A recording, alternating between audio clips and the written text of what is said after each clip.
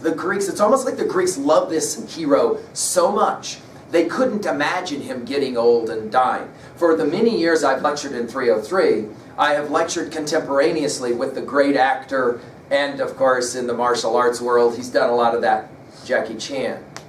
It is difficult for my students, and has been for years, to think about the fact that Jackie Chan will someday get so old, they can't make those movies anymore. And if he stays alive long enough, he's going to have help just to even get out of a chair. That's the inevitability of getting old, right? Well, the Greeks didn't want to imagine Odysseus getting old like that, so they never told those stories. However, in the history of Western thought, lots of writers continue to imagine, how does Odysseus grow old? The most famous example of that is going to happen in your senior year when you study a great British poet named Tennyson, and he writes one of his most famous poems called Ulysses, which is the Latin name for Odysseus. So I just put that at 3A. We're going to come back to that here in 3 years, and I'll remind you that I said what I just said here with you, all right? All right, let's hurry and now jump to level 2A. Major themes messages. Well, one of the obvious messages is to get home, to get to your goal, you have to go through a lot of trials and tribulations. That's fundamental to understanding the Odyssey as a whole, clearly as well to understanding his journey into the underworld in Book 11. By the way, think of it. Book 11 is one book away from Book 12. Book 12 is exactly halfway between the 24 books of the Odyssey. Do you got me? So in other words, halfway through the poem, Odysseus goes into the underworld and he's told, I know you've had a rough experience getting here, but you got no idea how much rougher it's going to get. Right? In other words, another major message is, no matter what you do, no matter what accomplishments you have, there are always more coming. Now at level 2B, rhetoric, we've already pointed out about the epic hero, and obviously here we have an example of what makes an epic hero an epic hero. By the way, notice, he won't talk to his mother because he knows he needs the information from Tiresias. So in other words, he's willing to sacrifice that opportunity of a conversation with his ma so he can get the intelligence he needs from Tiresias so he can get home back to his wife Penelope and his son Telemachus. In terms of symbol, you've got several of them playing here, right? Hades itself obviously can be a symbol. That is to say, the really rough stuff you've got to go through. Some people even say that from a passage like this. Man, that thing I just went through was hell. What they mean by that is, of course, it was torture. That is to say, it was a real serious challenge that I had to somehow endure, okay?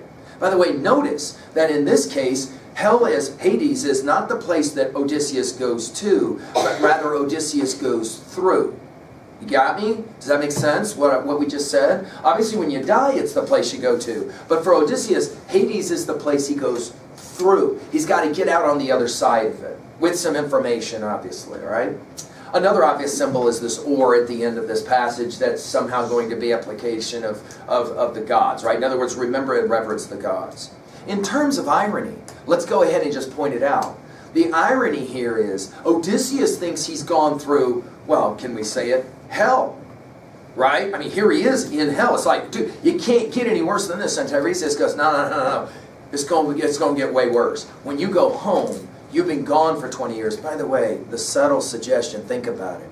The subtle suggestion is there's men back home trying to marry your wife, which could plant the seed of doubt in Odysseus' mind about Penelope. In other words, has she remained true and faithful? Is she still in love with him? Has she forgotten about him? Right? In other words, the reason that she might be considering taking another husband is because he's been gone for 20 years. And of course, for the last 10, no one's heard about him. So everybody pretty much assumes maybe he's dead. Okay, so Odysseus gets to live with that as well. All right, at 3A, I've already mentioned Tennyson's Ulysses. I've mentioned Dante's Divine Comedy. As well, by the way, we should point out that Odysseus is actually in Dante's Inferno in the first part of the Divine Comedy.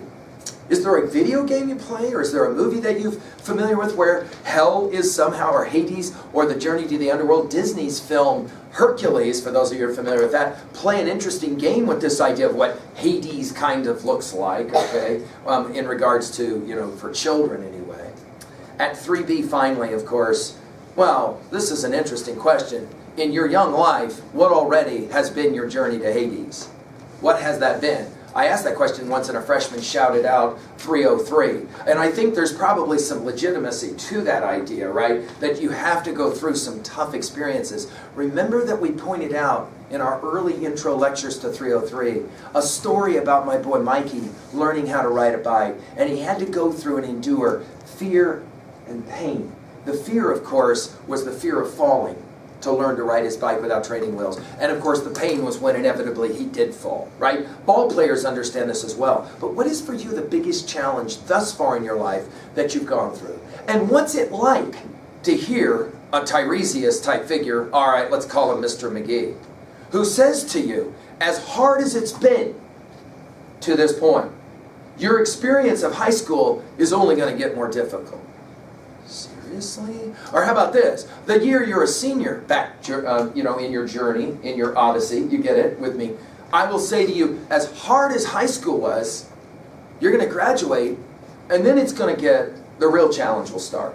The hard parts begin. And you're going to be like, seriously? In other words, no matter what you go through, there's always another thing waiting for you. When you're in your junior year, we'll study Walt Whitman's famous Leaves of Grass. And a famous poem in that Leaves of Grass book is called Song of the Open Road, where he will say at the end of that poem, understand me well, he says, that within any accomplishment is always buried the reality that a greater struggle is necessary. Right? I mean, it doesn't matter what you accomplish, there's always another struggle. There's always something else that's coming. That's called your whole life, and the Odyssey wants to suggest this here in Book 11. Well, there you go, Journey into the Underworld, one of the classic sections from the Odyssey. Thank you.